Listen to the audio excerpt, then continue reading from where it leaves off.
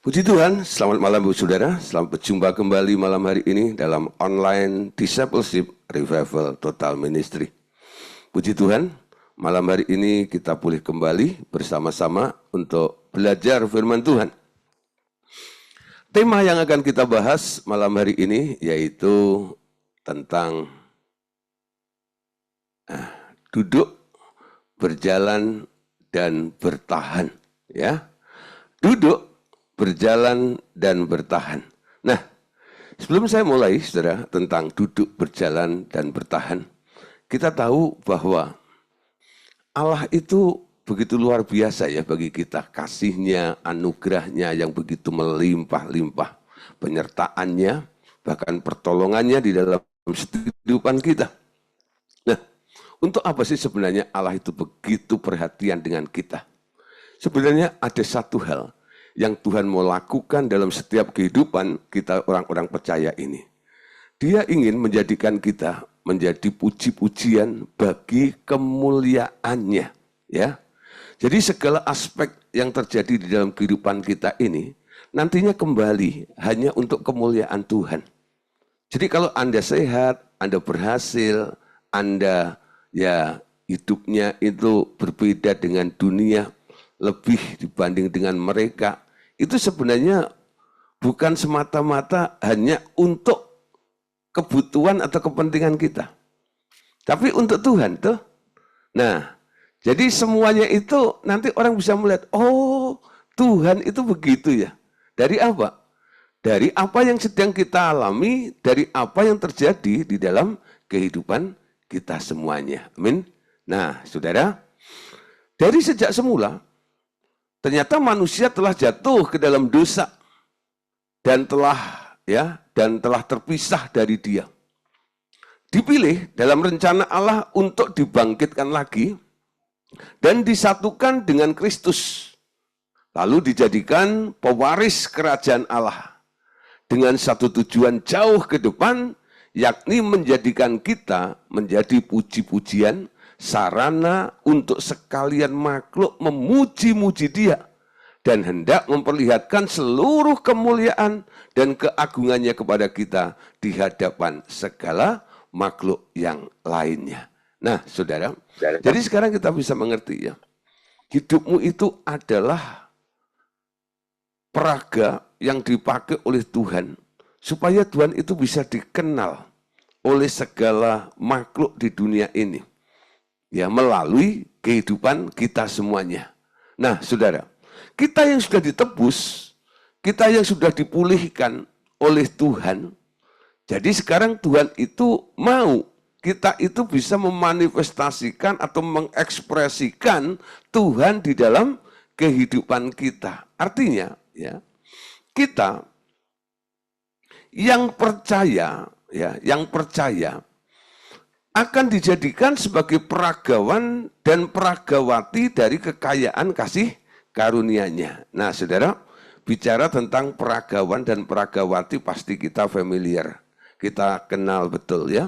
Dia berjalan di karpet itu yang bagus. Lalu semua mata tertuju. Nah, saudara, sebenarnya ya manusianya sama aja itu. Yang dipamerkan oleh peragawan-peragawati itu bukan kegantengannya dia, bukan kecantikannya. Memang itu modal juga sih. Ya, waktu dipilih jadi peragawan, peragawati pasti dipilih bukan yang jelek-jelek dong. Bukan yang kumel, tapi yang kinclong betul. Nah, tapi itu sebenarnya bukan sesuatu yang nanti itu menentukan nilainya, bukan. Karena peragawatinya atau peragawannya ganteng itu bukan. Tapi ya tujuan daripada peragawan dan peragawati itu ya ketika tampil adalah untuk menunjukkan, untuk memamerkan, untuk memberitahu orang yang sedang memandang itu tentang apa yang dikenakan itu.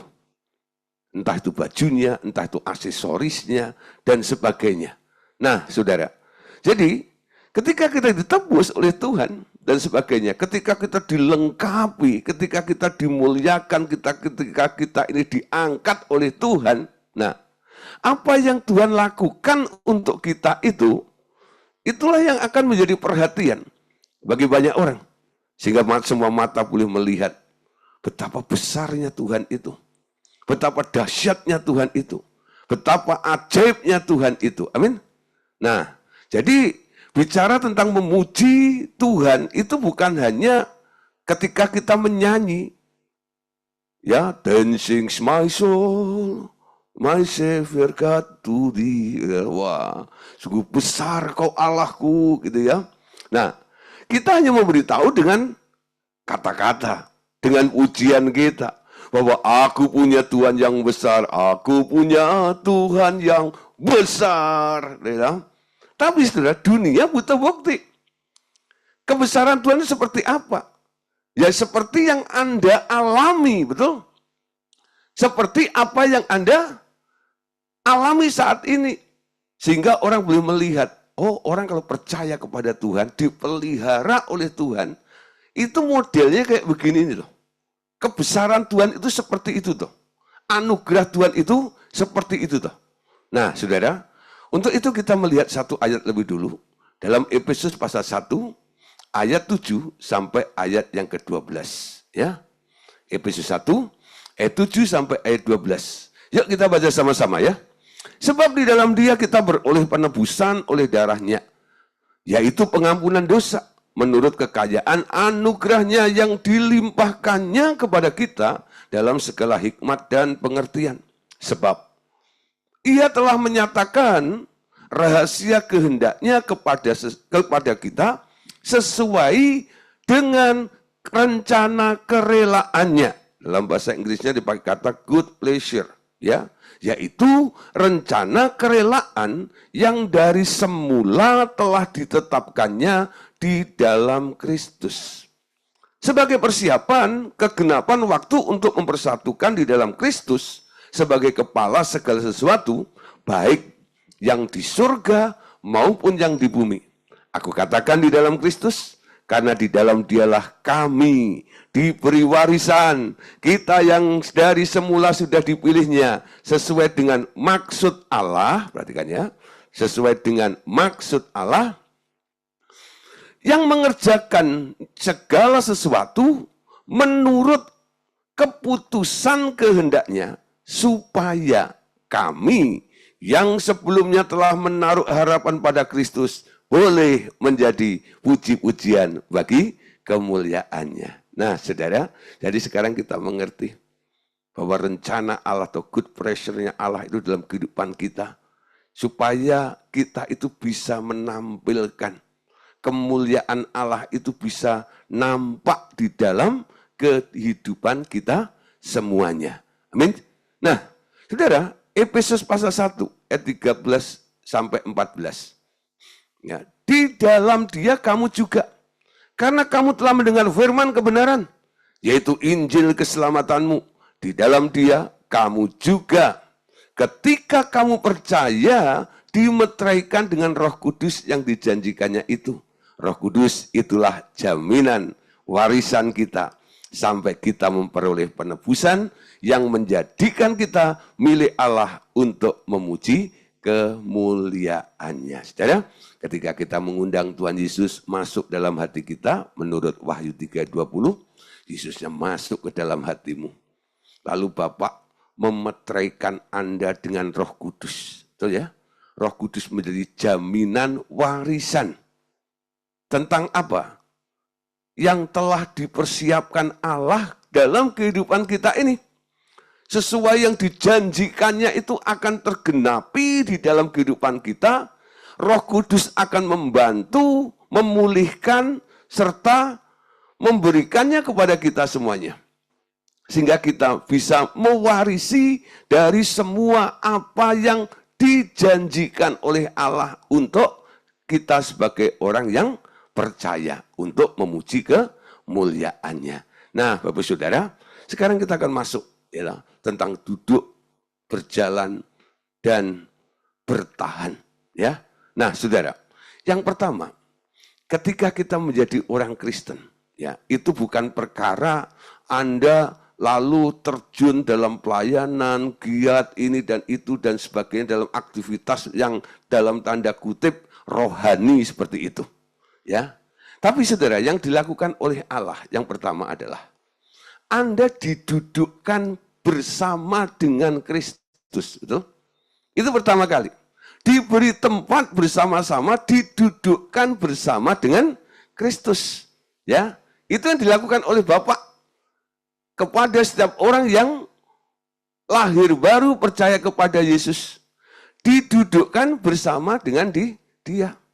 Jadi setelah Allah Bapa membangkitkan Tuhan Yesus dari antara orang mati dan mendudukkan dia jauh di atas segala kuasa dan penguasa, sekarang ia juga telah membangkitkan kita dan mendudukkan kita juga di tempat yang sama.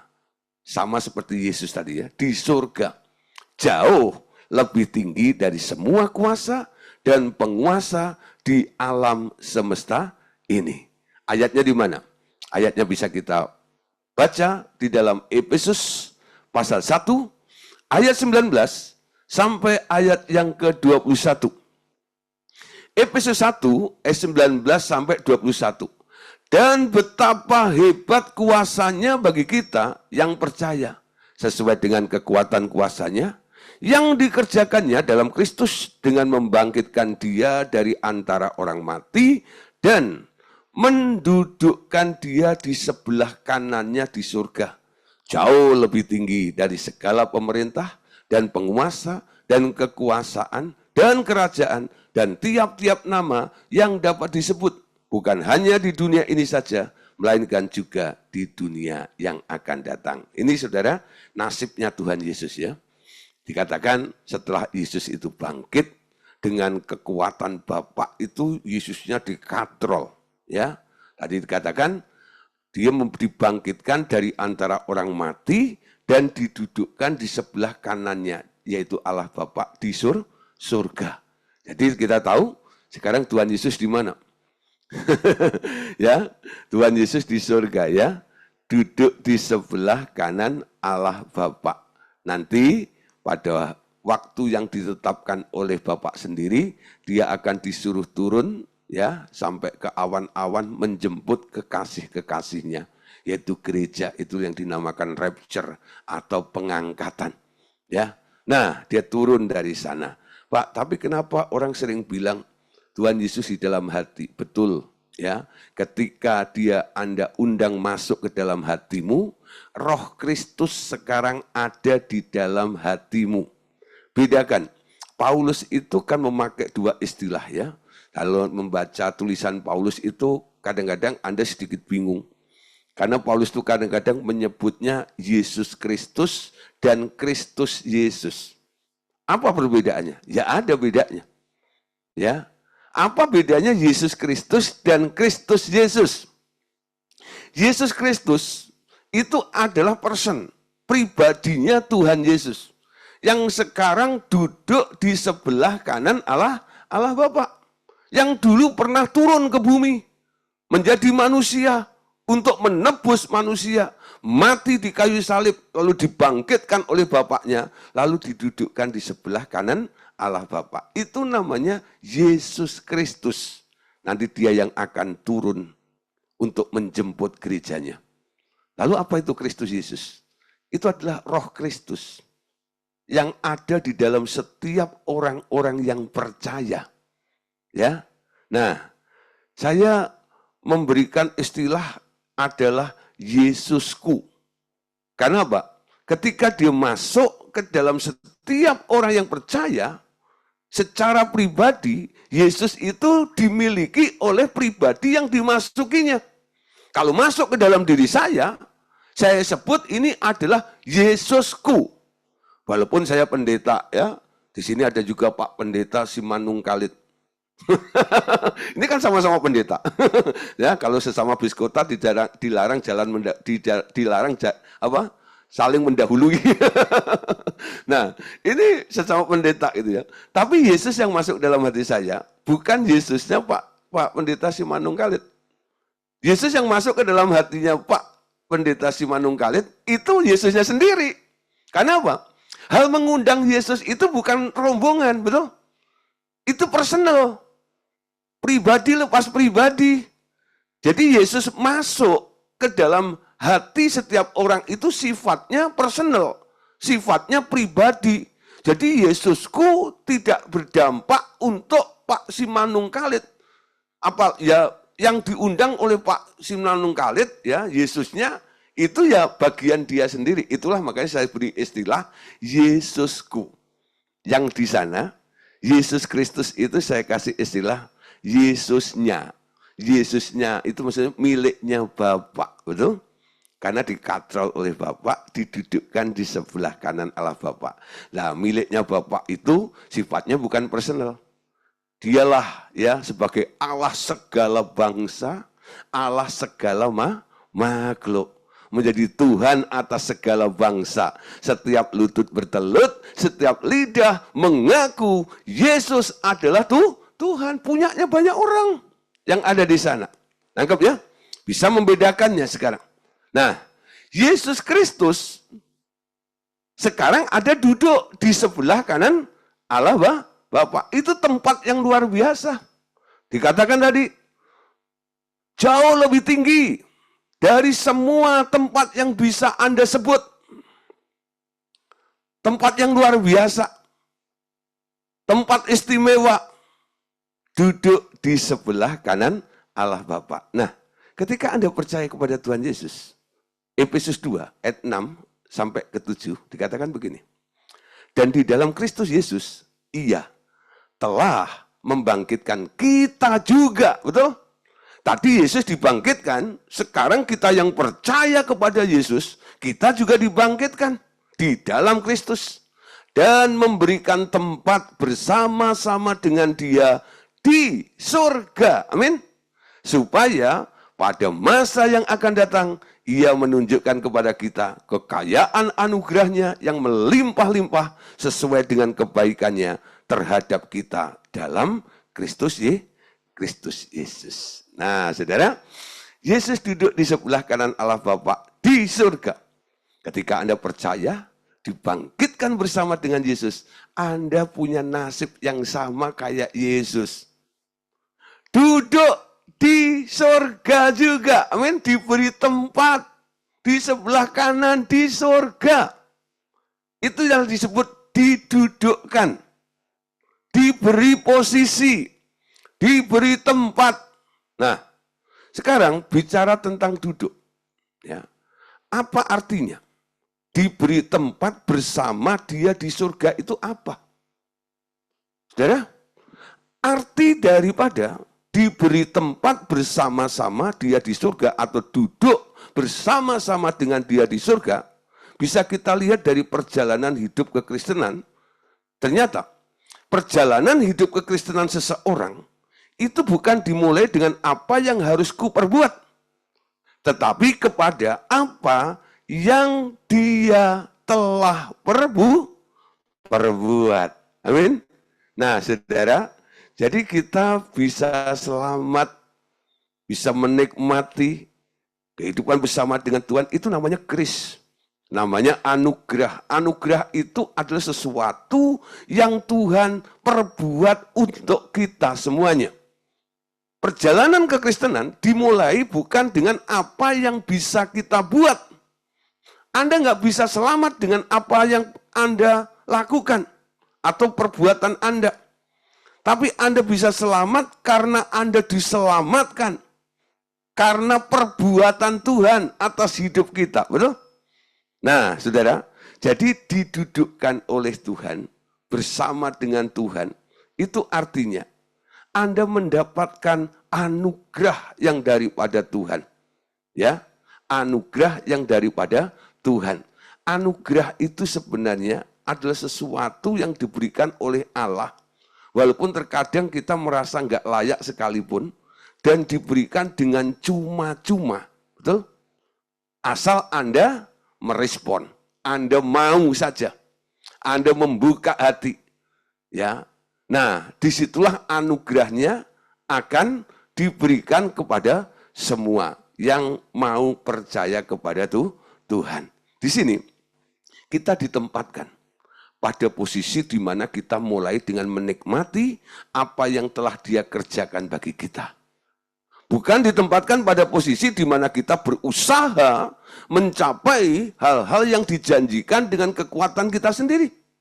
Itu sebabnya tulisan kepada jemaat di Efesus ini dimulai dengan ayat berikut. Perhatikan Efesus 1 ayat 3. Terpujilah Allah dan Bapa Tuhan kita Yesus Kristus yang dalam Kristus telah mengaruniakan kepada kita segala berkat rohani di dalam surga. Anda lihat di sini ada kata telah mengaruniakan kepada kita. Telah diberikan, telah dikaruniakan kepada kita keselamatan, ya, telah dikaruniakan. Betul? Sola fide, sola gratia. Kita diselamatkan oleh karena anugerah Tuhan. Bukan karena upaya, bukan karena kerja keras kita. Tapi karena apa? Karena Tuhan yang memberikan itu kepada kita. Ya. Nah, Saudara, Dia lakukan, Dia perbuat untuk kita semuanya. Saudara, Anda bayangkan, kalau Anda ketemu dengan seseorang yang sangat loyal dengan Anda, ya, dia bekerja keras, mengumpulkan duit sampai dia jadi orang kaya seperti itu, lalu dia begitu bermurah hati kepada Anda. Lalu dia bagi-bagi duitnya dengan Anda. Enak nggak kira-kira? Yang kerja siapa? Yang kerja dia, betul ya? Nah, Anda karena teman baiknya dia, lalu dia memberikan banyak yang dia miliki kepada Anda, berbagi kekayaan dengan Anda, itu namanya Anda menerima anugerah dari orang yang telah bekerja, sehingga dia menjadi sangat kaya itu. Anda menikmati dari kekayaan orang yang telah bekerja sampai akhirnya menjadi kaya, betul? Begitu juga Anda dengan Tuhan, saudara. Tuhan telah lakukan semua segala sesuatu. Bahkan ketika Yesus untuk menebus manusia, Anda tahu? Dia harus mau rela menjadi manusia. Mengambil rupa seorang hamba. Bahkan taat sampai mati di atas kayu salib. Itu yang dia perbuat. Untuk siapa? Untuk kita. Amin. Dia semalam-malaman dicambuk, saudara. Sampai punggungnya hancur. Sekarang kita boleh mendapatkan kesembuhan dari bilur-bilur Tuhan Yesus. Betul? Yang sakit siapa? Yang sakit Yesus. Dihajar begitu rupa. Untuk apa? Untuk supaya kita nggak sakit. Supaya kita sembuh. Betul? Nah, Dia lakukan semuanya itu untuk orang-orang yang nantinya percaya kepadanya. Itulah yang dikatakan tadi. Perjalanan kehidupan orang Kristen bukan dimulai dari apa yang aku perbuat, tapi dari apa yang Dia telah perbuat untuk kita semuanya. Nah, inilah yang disebut masa-masa grace atau masa-masa anugerah. Nah, saudara, Anda tahu, ketika orang duduk, ya, apa yang dirasakan? Bila seseorang duduk, maka berat badannya tidak dipikul oleh tubuhnya sendiri. Tetapi dipikul oleh kursi, sesuatu yang di luar dari dirinya. Amin. Nah, ketika orang duduk, saudara, berat badannya itu nggak dipikul, nggak ditanggung oleh seorang itu. Ya, nah, jadi berat badannya tadi itu ditanggung atau dipikul oleh kursi yang didudukinya itu. Sehingga ketika dia duduk, dia merasa enteng. Ya, merasa enteng. Ketika Anda capek berdiri, ya, lalu Anda duduk itu ya, rasanya pasti beda. Nggak percaya? Coba nih, ya. Sekarang kan lagi duduk nih. Coba nih ya, Pak Yovel nih ya. Ayo coba berdiri gitu ya, 10 jam gitu. 10 jam gitu. Capek gitu. Lalu Anda duduk nih. Apa yang Anda rasakan? Anda nggak merasakan beban. Kenapa orang berdiri itu capek? Karena dia menanggung berat badannya tadi itu. Tergantung nih, ya kalau badannya beratnya 200 kilo, wah lebih cepat capek sekali ya. Nah, Tapi kalau dia duduk, biasanya dia jauh lebih tahan lama. Amin. Nah, kenapa kalau orang ibadah dan sebagainya gitu, kok dikasih kursi? Gitu. Kenapa enggak usah itu ya? Enggak usah pakai kursi aja lah gitu. Ya mereka mungkin aduh capek gitu ya. Tapi kalau duduk bisa bertahan sampai 2 jam, 3 jam. Ya, kenapa? Kursi itu menopang berat badan dari orang yang duduk di atasnya tadi. Amin. Ini adalah prinsip kerajaan Allah dari awal sekali. Ia bekerja, ya, ia yang bekerja sibuk selama 6 hari sebelum manusia itu dibuat. Ia yang mengerjakan segala sesuatu, lalu baru manusia dibentuk pada hari ke-6. Dan ia menempatkan manusia di tengah-tengah pekerjaannya yang telah selesai. Ya, Anda tahu kenapa manusia itu enggak diciptakan pertama kali? Kenapa diciptakannya pada hari ke-6? Kenapa idenya Allah itu, Allah yang penuh dengan hikmat itu menciptakan manusia itu urutannya, kenapa pada urutan terakhir? Ketika Allah sudah menjadikan semuanya, baru mereka bermufakat, marilah kita menjadikan manusia menurut rupa dan gambar kita. Sebelumnya, Allah telah bekerja. Betul? Telah bekerja, menciptakan langit, bumi, dan segala isinya. Binatang-binatang, air dipisahkan dengan darat, terang ada, betul ya? Dan semuanya, tumbuh-tumbuhan ditumbuhkannya semuanya. Setelah semua beres, baru manusianya diciptakan, lalu ditaruh di tengah-tengah ciptaan yang pernah diciptakan sebelum dari manusia itu. Itulah yang disebut hari ke-7 ya, atau hari ke-7 ya. Hari ke-7 adalah hari perhentian Allah. Tapi itu adalah hari pertama Adam. Jadi Adam memulai hidupnya dengan istirahat di dalam pekerjaan Allah yang telah selesai ya. Jadi kita lihat nih. Jadi ketika Adam habis diciptakan, ditaruh di situ, Allah bilang, ini hari ke-7, hari istirahat.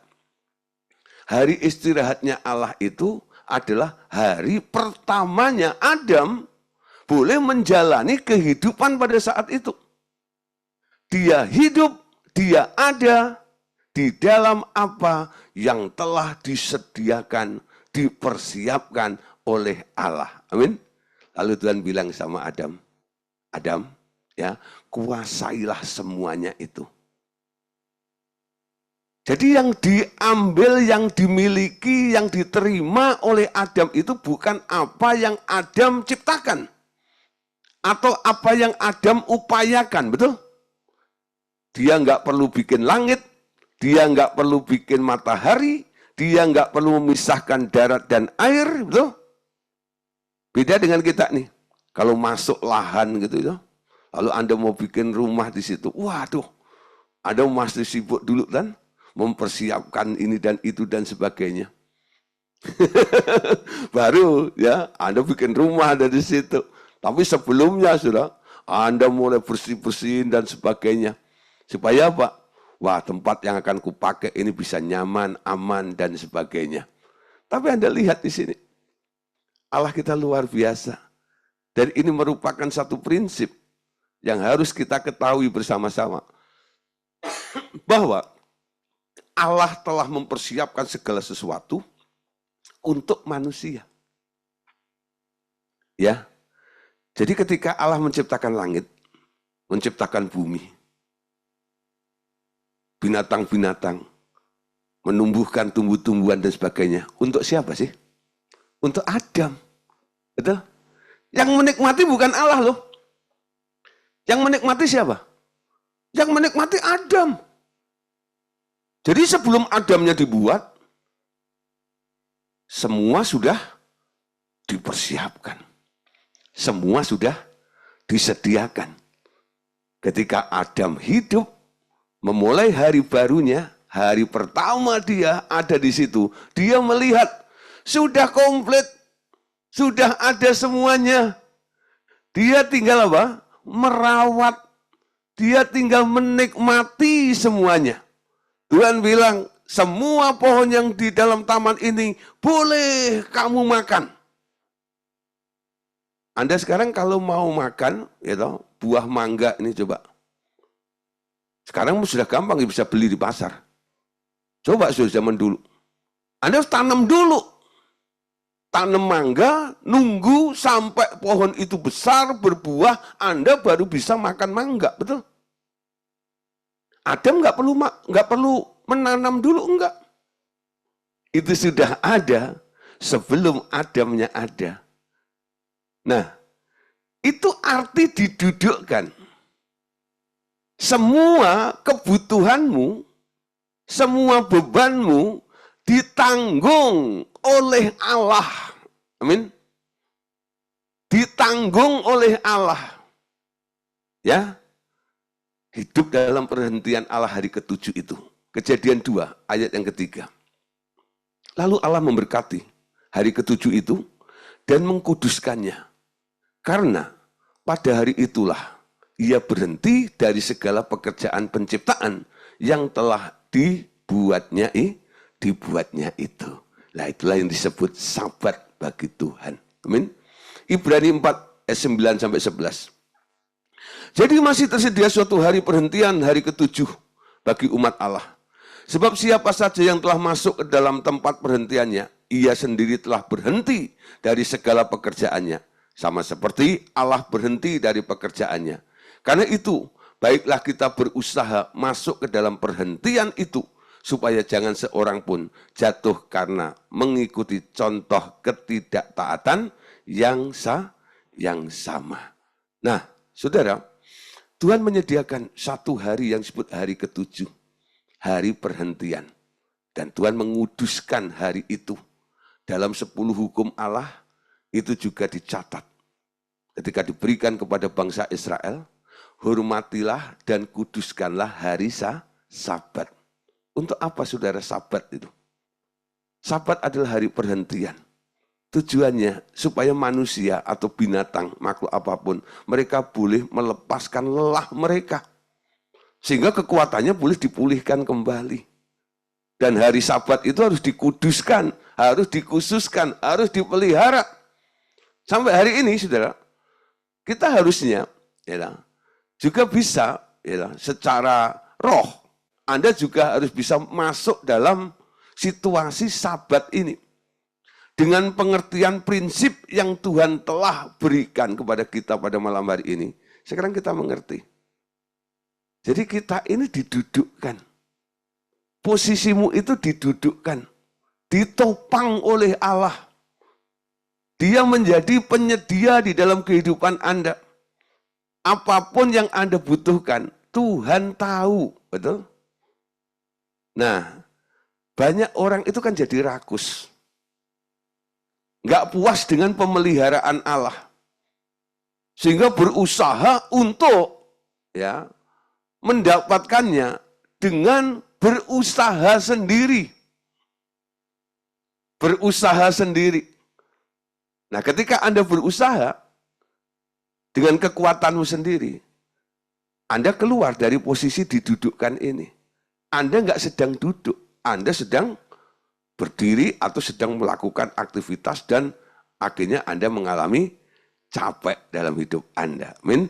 Nah, di antara perhentian pertama, dalam kitab Kejadian dan perhentian kedua setelah Tuhan Yesus memulihkan segala yang telah dirusak oleh dosa Adam, terletak kehidupan tragis umat manusia. Ya, apa itu? Nah, saudara, Anda lihat, Yesus bekerja bersama Bapaknya lagi, membereskan kerusakan-kerusakan itu. Dan mengakhirinya dengan seruan, sudah selesai.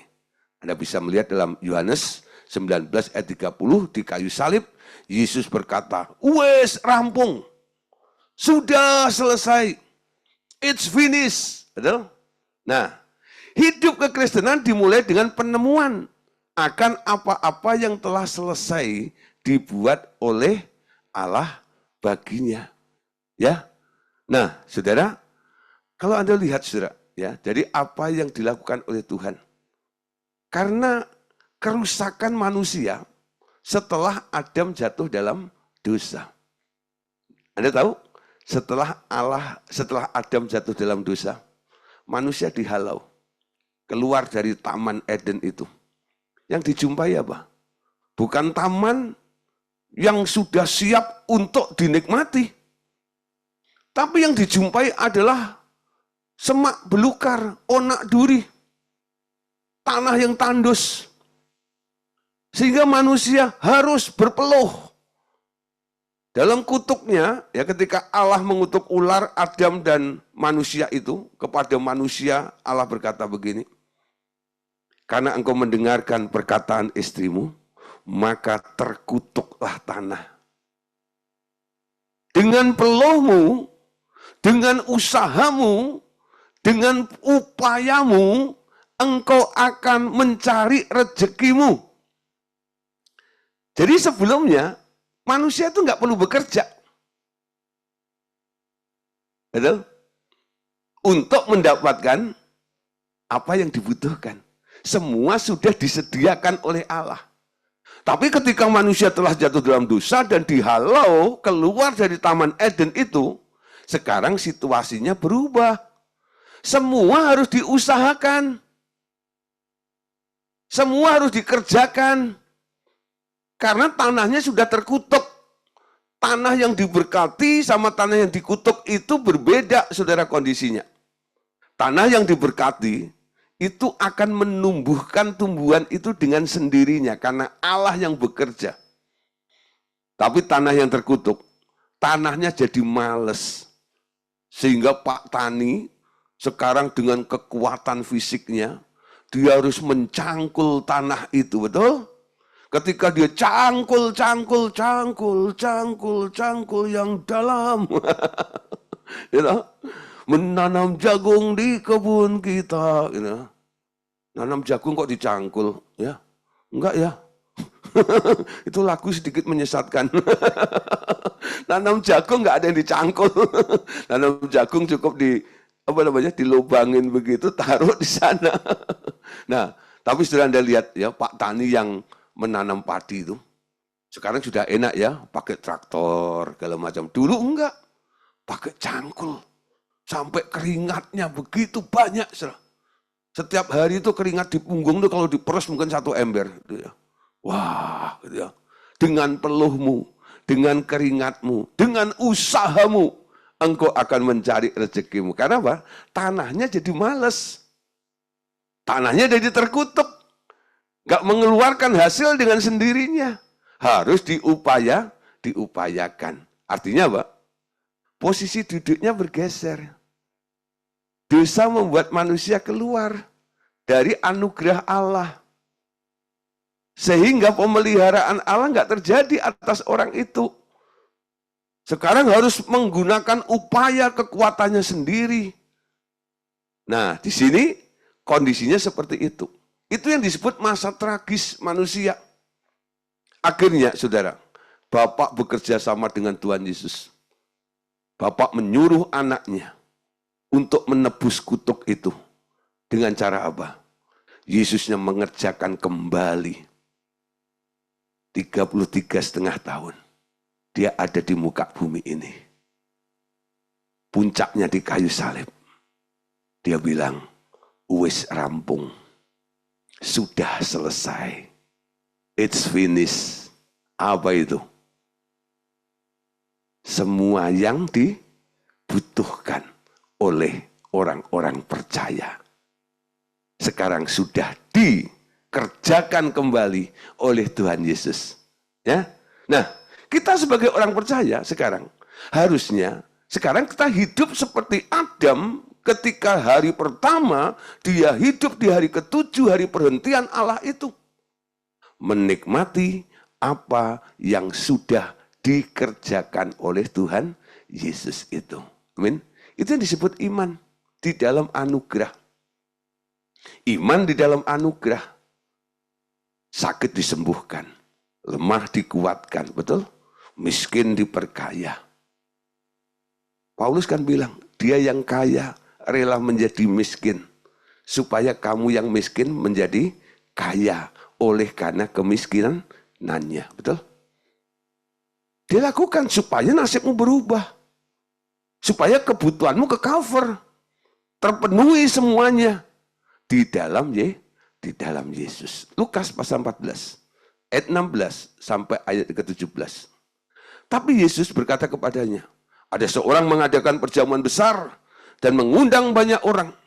Menjelang perjamuan itu dimulai, ia menyuruh hamba-hambanya mengatakan kepada para undangan, marilah, sebab segala sesuatu sudah siap.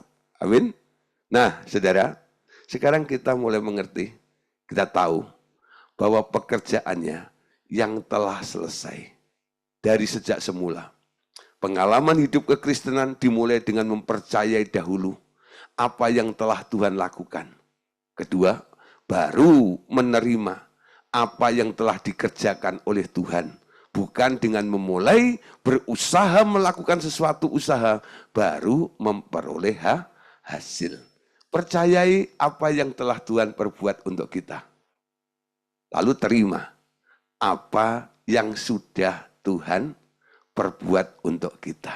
Amin. Berapa kali saya melayani, ada orang yang datang konseling di bengkel rohani kami di sekretariat. Ya, ketika dia mulai cerita tentang masalahnya dan sebagainya. Lalu saya bilang begini, tahu nggak kamu, ada satu orang yang telah mengerjakan semuanya itu untuk kamu. Percaya nggak Yesus mati itu untuk kamu? Percaya nggak Yesus itu menderita untuk kamu? Ya Pak, saya percaya. Yang kedua, saya bilang, kalau kamu percaya, sekarang terima apa yang sudah dikerjakan oleh Tuhan itu atasmu. Caranya gimana Pak? Kamu akan mengetahui kebenaran. Dan kebenaran itu akan memerdekakan kamu. Kebenarannya apa? Oleh bilur-bilurnya, kamu telah sembuh. Kenapa di sini dikatakan bukan akan sembuh? Kalau dalam Yesaya 53 dikatakan semua itu dilakukan untuk, ya, masih akan. Karena apa? Yang ditebusnya belum ada. Belum dilakukan karyanya di atas kayu salib. Tapi dalam 1 Petrus dikatakan, itu telah dilakukan sehingga firman-Nya berkata, oleh bilur-bilurnya kamu telah sembuh. Betul? Kapan Yesus mengerjakannya kesembuhan itu? Bukan ketika Anda sakit. Sebelum Anda sakit, Yesus sudah menyembuhkan Anda. Ya. Jadi kesembuhan itu sudah disediakan jauh sebelum Anda mengalami Anda sakit. Sehingga ketika Anda percaya akan apa yang telah Yesus lakukan untuk Anda, sekarang Anda tinggal ambil dengan iman. Tuhan, aku percaya bilurmu menyembuhkan aku. Hari ini aku sembuh dalam nama Tuhan Yesus. Sembuh enggak? Kalau enggak sembuh keterlaluan. Amin. Nah, kita boleh sembuh oleh karena bilur Tuhan Yesus. Percaya. Tapi Anda harus menempatkan diri duduk di tempat yang telah Tuhan sediakan. Posisi Anda harus duduk. Amin. Nah, saudara, cara ini, caranya sudah baku, yang ditetapkan dari surga. Bagaimana Anda menerima pengampunan dosa? Bagaimana Anda dilahirkan baru? Bagaimana Anda menerima baptisan Roh Kudus? Apakah dengan mengerjakan sesuatu lebih dahulu? Mulai dengan percaya akan janjinya dan buka hati. Anda boleh menerima apa saja. Amin. Anda boleh menerima apa saja yang telah Ia kerjakan bagi Anda. Buka hati saja. Ku buka hati untuk Roh-Mu Tuhan. Ku buka hati menyembahmu Yesus. Jamahlah kami, penuhi kami. Gitu. Dia akan jamah, dia akan pulihkan, dia akan sembuhkan Anda. Buka hati, itu tanda Anda memberikan ruang. Tuhan, ini aku. Tuhan lihat kekosongan apa, kekurangan apa yang terjadi dalam hidupmu. Sakitkah engkau? Engkau sedang mengalami kelemahan tubuhmu atau kelemahan apapun juga. Tuhan melihat ketika Anda bilang, Tuhan, ini aku. Itu namanya membuka hati di hadapan Tuhan. Lalu percaya, Tuhan, Engkau mengerjakan semuanya itu untuk aku. Aku terima Tuhan hari ini. Kesembuhan itu pasti terjadi. Amin. Nah, bukan mengupayakannya. Tapi apa? Menerimanya. Nah, hal yang sama, masalah sakit hati, masalah dendam, kebencian, keluar dari kemiskinan, hidup dalam berkelimpahan, sembuh dari penyakit, dan bebas dari kutuk.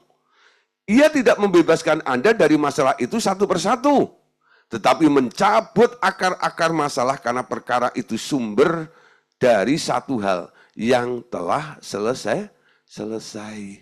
Jadi ketika Tuhan bilang di atas kayu salib, sudah selesai, itu include semuanya. Apanya yang sudah selesai? Sakit sudah disembuhkan, miskin sudah diperkaya. Amin. Sudah selesai. Nah, kalau orang Pak Simanung Khalid bilang apa? Nunga. Ya. Nunga. Wes. Sudah, betul? Nunga. Ya. Sudah. Nah, orang Sunda bilang atos, parantos. Lah, sudah. Jadi Tuhan Yesus itu mirip orang Padang, saudara ya. Anda tahu nih, orang Padang ya. Kenapa saya pakai ilustrasi ini? Kalau Anda lapar berat, ya perjalanan ke luar kota itu lapar berat. Lalu Anda pengen cepat makan itu. Anda jangan makan di rumah makan Chinese food, saudara. Kalau Anda makan di rumah makan Chinese food, saudara, paling ketika Anda masuk restoran itu, yang keluar pertama apa? Teh hangat sama kacang. Gitu ya. Nah, Anda pesen ayam kuluyuk, Anda pesen ini dan itu, dan nanti keluarnya bisa-bisa setengah jam atau 1 jam. Ya. Nah, itu bisa kayak begitu. Saya pernah, saudara, waktu itu perjalanan ke Muara Teweh itu ya. Wah, di tengah hutan. Satu-satunya restoran di situ, rumah makan itu. Pesen makan 2 jam baru nongol, saudara. Itu. Loh, kenapa begitu lama? Ternyata ayamnya baru ditangkap gitu ya. Itu toge baru ditanam gitu ya. Jadi nunggu semuanya. Baru disajikan, saudara. Ya. Nah, jadi orang Chinese, saudara, ya. Dia kalau ada yang butuh, dia baru sediakan. Dia baru upayakan, cariin bahan-bahannya dan sebagainya. Tapi kalau orang Padang beda. Orang Padang itu, saudara, dia tahu kebutuhan orang makan. Nanti pasti akan ada orang yang lapar. Jadi orang yang lapar belum datang, dia sudah masak rendang. Betul ya? Nah, masak rendang 1 ember. Wah, saudara, itu mungkin rendang sudah 7 bulan yang lalu. Semakin lama semakin meresap gitu ya, rendangnya gitu. Nah, ketika itu ya Pak Simon datang masuk ke situ, loh, pantatnya belum nempel di kursi, meja sudah penuh dengan makanan, betul? Siapa yang pesen? Anda nggak usah pesen. Disajikan dulu di depan Anda tinggal makan, nanti dihitung saja sama dia. Nah, Tuhan Yesus itu mirip-mirip orang Padang. Jadi Anda belum lahir, Anda belum mengalami masalah, Anda belum sakit, dia sudah bereskan semua masalahmu itu. Amin. Kapan itu? 2000 tahun yang lalu. Sehingga di atas kayu salib dia dengan lantang berkata, sudah genap, sudah selesai, it's finished. Amin. Jadi sekarang mulai tanamkan di dalam pikiran Anda. Dan mulai hatimu berkata, sudah selesai. Masalahku sudah selesai. Penyakitku sudah selesai. Siapa yang menyelesaikan? Bukan dokter. Siapa yang menyelesaikan? Bukan Anda. Siapa yang menyelesaikan? Tuhan Yesus di atas kayu salib. Amin. Itu namanya Anda ada di dalam posisi didudukkan bersama dengan Yesus. Duduk, bebanmu ditopang oleh Tuhan. Amin. Bebanmu ditopang oleh Tuhan. Itu duduk, saudara. Nanti lain berjalan, lain bertahan ya. Malam hari ini kita masih bicara tentang hal duduk saja. Besok kita akan bicara tentang berjalan. Lusa kita akan bicara tentang bertahan. Apa itu berjalan? Apa itu bertahan? Tapi malam hari ini saya mau jelaskan dulu. Ini baru awal startnya. Ketika Anda percaya kepada Yesus, Anda didudukkan. Semua masalahmu ditanggung oleh Tuhan Yesus. Di sini Anda jangan bisa, wah Pak Gideon itu aliran hypergrace. Bukan. Ya. Bukan. Saya tetap percaya akan adanya proses dalam kehidupan kita ini. Karena target kita ini bukan hanya solusi hidup saja. Target kita ini adalah dikuduskan, disucikan, dimuliakan, lalu kita nanti akan bersama-sama dengan Tuhan. Betul? Ada proses pembersihan nantinya. Dan sebagainya. Nah, saudara, sekarang kita perhatikan. Tuhan Yesus telah digantung di kayu salib. Di sini Anda harus menerima dan mengakui bahwa Anda juga telah disalibkan bersama dengan Dia. Nah, Yesus disalib kan? Di salib ini, di atas kayu salib ini dia bilang sudah selesai. Jadi perkara ini selesainya ada di kayu salib ini, betul? Ikut Yesus sekarang harus sangkal diri, pikul salib. Walaupun itu grace, walaupun itu anugerah, tapi Anda juga harus disalibkan bersama dengan Yesus. Dalam pelajaran kita, ya nanti ada di buku 6, tentang 2 buah salib, bukan? Kenapa di 2? Satu salibnya Yesus, satu salib Anda, salibnya kita. Salib Yesus memisahkan Anda dari hukuman neraka. Dia tebus dosa Anda. Salibnya Anda memisahkan Anda dari sistem dunia ini. Dan pikul salib atau salib Anda itu harus Anda jalani setiap hari. Setiap hari Anda harus pikul salib, betul? Dan sangkal diri. Di situ nanti akan terjadi apa yang dijanjikan oleh Tuhan. Di kayu salibmu sendiri, Anda juga akan bisa berkata seperti Yesus berkata, sudah genap, sudah selesai. Tapi kalau Anda ikut Yesus nggak mau menyalibkan diri Anda sendiri, hidupmu masih semau Anda sendiri, ya anugerahnya nggak terjadi dalam hidup Anda. Anda harus nurut sama Tuhan, betul? Ikut Tuhan. Kalau nggak mau ikut Tuhan, nggak terjadi dalam kehidupan kita. Kenapa orang harus bertobat? Bertobat itu artinya harus membereskan masalahnya. Masalah itu dibereskan di kayu salib itu. Banyak orang nggak mau ada di dalam salibnya. Tapi pengennya dia menikmati apa yang dikatakan Yesus di atas kayu salib. Nggak bisa.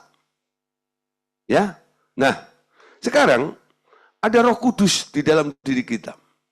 Roh Kudus yang akan mengerjakan apa yang Anda mengerti dan percayai itu menjadi kenyataan.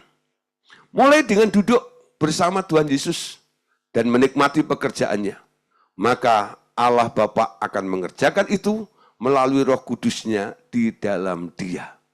Ia akan memakai instrumennya, baik berupa manusia, situasi, atau langsung dengan urapan Roh Kudusnya, untuk memisahkan pikiran-pikiran atau kuasa-kuasa yang menekan dan membelenggu Anda. Bagi Anda yang menjadi instrumennya Tuhan Yesus, Ia akan memakai Anda untuk pekerjaan-pekerjaan, membebaskan orang-orang yang ditebus oleh Allah itu. Tuhan Yesus akan bekerja di dalam Anda, memberi Anda hikmat, memberi Anda mahrifat, memberi Anda karunia-karunia kuasa, dan memakai semua fasilitas itu dengan merdeka di dalam Anda untuk melepaskan orang lain. Nah, untuk itu, bagian Anda selalu siap dan dengar-dengaran bila Ia mau pakai Anda untuk menolong seseorang.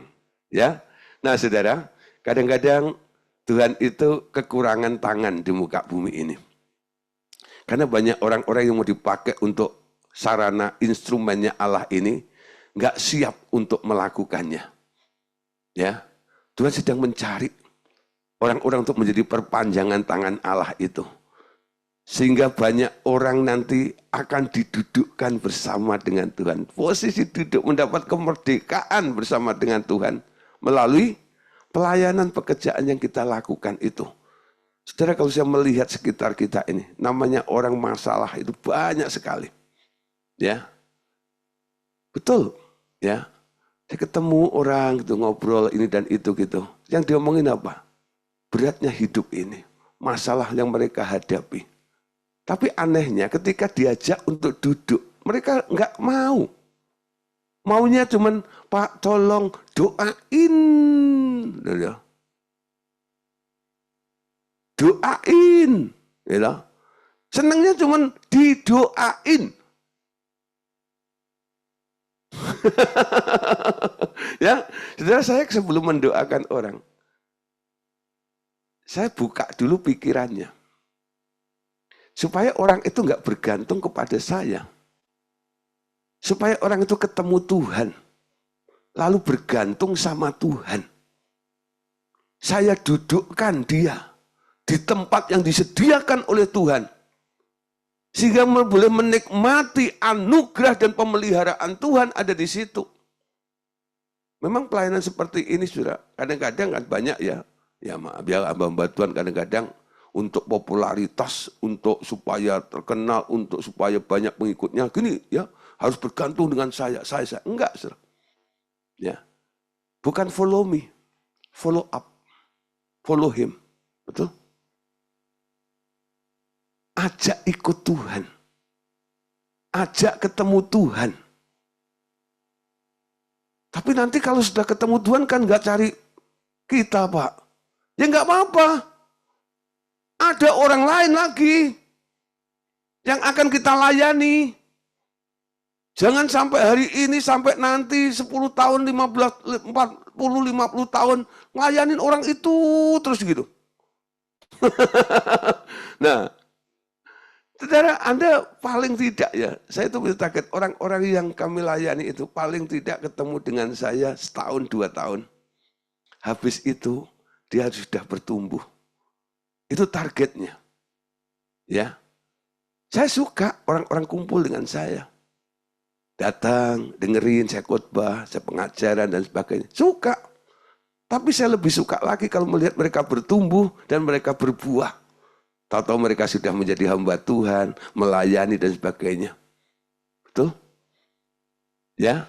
Nah, saudara, banyak kadang-kadang ya orang nggak siap untuk menjadi perpanjangan tangan Tuhan, untuk menolong orang-orang di sekitar kita. Nah, Yohanes 5 ayat yang ke-20. Sebab Bapa mengasihi anak dan Ia menunjukkan kepadanya segala sesuatu yang dikerjakannya sendiri. Bahkan Ia menunjukkannya kepadanya pekerjaan-pekerjaan yang lebih besar lagi daripada pekerjaan-pekerjaan itu. Sehingga kamu menjadi heran. Saudara, akan banyak lagi saudara yang Tuhan mau kerjakan melalui hidup kita. Untuk membawa orang mengerti tentang anugerah Tuhan ini. Paling tidak saudara, Anda bisa membawa orang kepada Tuhan, percaya kepada Tuhan itu. Sehingga pekerjaan Tuhan boleh dia alami di dalam kehidupan mereka. Sehingga mereka melihat semua yang mereka alami dalam kehidupan ini bukan upaya atau usaha saya lagi.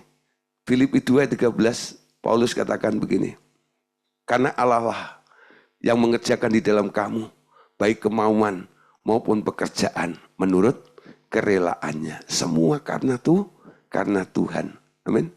Semua karena Tuhan. Ibrani 13:20-21. Kiranya Allah damai sejahtera yang dengan darah perjanjian yang kekal telah membawa kembali dari antara orang-orang mati, Gembala Agung segala domba, yaitu Yesus Tuhan kita. Memperlengkapi kamu dengan segala yang baik untuk melakukan kehendaknya dan mengerjakannya di dalam kita, apa yang berkenan kepadanya. Melalui Yesus Kristus, bagi dialah kemuliaan sampai selama-lamanya. Nah saudara, kenapa dia mendudukkan kita? Kenapa dia memelihara? Kenapa dia menanggung setiap kebutuhan kita? Karena kita punya Bapak. Bapak yang punya sifat pemberi. Sehingga kita bisa sapa dia sebagai Bapak Sang Pemberi. Betul? Bapakmu itu sebenarnya hatinya pengen apa? Pengen kasih banyak hal kepada kita. Dia bukan Bapak yang pelit. Bapak yang mau memberi, betul ya? Anak tunggalnya saja satu-satunya diberikan untuk Anda. Apalagi hanya kebutuhan-kebutuhan hidup Anda. Dia pasti juga akan memberikan kepada kita. Amin. Nah, kesan bahwa Bapak kita itu pelit, itu harus Anda hapus dari pikiran Anda. Adalah kesukaan Bapak di surga. Untuk boleh mengerjakan segala sesuatu, untuk memulihkan anak-anaknya. Dia nggak rela anaknya menderita. Dia nggak mau melihat anaknya dalam kemiskinan. Dia nggak mau melihat anak-anaknya dalam pergumulan penyakit mereka. Siapa yang membuat hati sang Bapak bersuka cita? Yang terbesar bukan si anak sulung yang dekat-dekat dengan Bapak, tetapi justru si bungsu yang telah memboroskan harta bapaknya. Si bungsu memang berdosa sekali dengan memboroskan harta bapaknya dengan berfoya-foya. Tetapi ia kembali pulang dan menemukan istirahat penuh dengan membiarkan bapaknya memulihkan kembali. Jadi Anda lihat cerita si sulung dan si bungsu. Kalau Anda mungkin lihat dua figur ini, Anda mau jadi yang mana? Dulu saya berpikir saya mau jadi si sulung yang nggak pernah memboroskan harta bapaknya. Tapi ternyata Anda tahu, si sulung itu sebenarnya justru dia yang terhilang. Jadi anak bungsu itu memang pernah keluar dari rumah. Pernah jatuh dalam dosa. Tapi akhirnya insaf, akhirnya sadar. Ketika di kandang babi itu, dia ingat rumah bapaknya. Sehingga dia mulai nyanyi. Dalam rumah bapakku, banyaklah tempat, banyak makanan. Di situ dia kekurangan.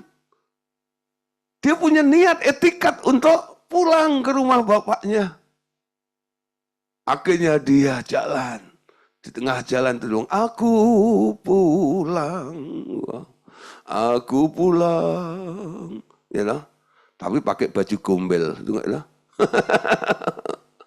Bau babi gitu ya. Tapi Anda tahu, ketika sang bapak melihat si anak ini pulang, bapaknya lari menjemput si anak itu. Dipeluk anak itu. Dikasih cincin. Dimandiin, dikasih baju, betul, dipestain pula. Artinya dipulihkan oleh bapaknya. Dia pulih bukan karena upayanya. Dia pulih karena diberi oleh bapaknya. Karena dia punya bapak sang pemberi itu. Betul? Ketika melihat kondisi seperti itu, kakaknya marah. nggak mau masuk ke dalam pesta perjamuan itu. Ketika ditanya oleh bapaknya, "Nak, kenapa kamu nggak masuk? Kita sedang bersuka cita, anakmu, adikmu yang terhilang sudah pulang." Si anak sulung bilang apa? "Bapak nggak adil. Selama ini aku bekerja begitu luar biasa di tempat ini. 1 ekor anak kambing pun tidak pernah disembelih untuk aku." Wah, dia berpikir kalau dia kerja dia dapat. Sementara si anak bungsu dia nggak kerja, bapaknya kasih. Amin. Nangkep saudara maksud saya? Untuk Anda mendapatkan sesuatu dari bapak, nggak perlu kerja. Terima dengan iman apa yang Tuhan telah tetapkan untuk Anda. Didudukkan bersama dengan Kristus di surga.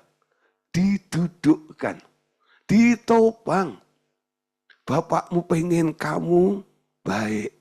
Bapakmu pengen kamu pulih. Bapakmu pengen kamu sembuh. Betul ya? Itu bukan hanya keinginanmu yang sedang menderita. Itu sebenarnya jauh sebelum Anda mengalami perkara itu, Bapakmu pengen Anda tidak mengalami hal seperti yang Anda sedang alami itu. Dia pengen Anda pulih, betul? Makanya dia tunggu terus.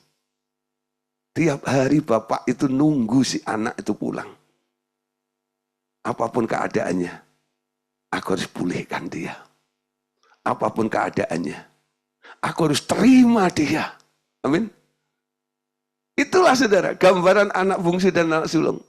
Siapa yang duduk? Yang bungsu. Yang sulung bekerja dengan pikiran kalau aku bekerja nanti dapat sesuatu. Nah, bukan seperti itu. Itu anugerah daripada Tuhan. Amin. Nah, jadi adalah kesukaan sang Bapa untuk terus menjadi pemberi dan mengerjakan segala sesuatu sampai selama-lamanya. Amin. Nah, saudara, untuk itu kita tutup dengan 2 ayat ini ya. Ini tadi cerita tentang anak bungsu tadi. Lukas 15, 31-32. Kata ayahnya kepadanya, "Anakku, engkau selalu bersama-sama dengan aku, dan segala milikku adalah milikmu. Kita patut bersuka cita dan bergembira karena adikmu yang telah mati dan menjadi hidup kembali, ia telah hilang dan didapat kembali." Ya, bapaknya apa? Sukacita. Karena yang terhilang ditemukan, yang sakit disembuhkan, ada restorasi, ada pemulihan. Ya, nah ditutup dengan ayat Lukas 12 ayat 32. Lukas 12 ayat 32.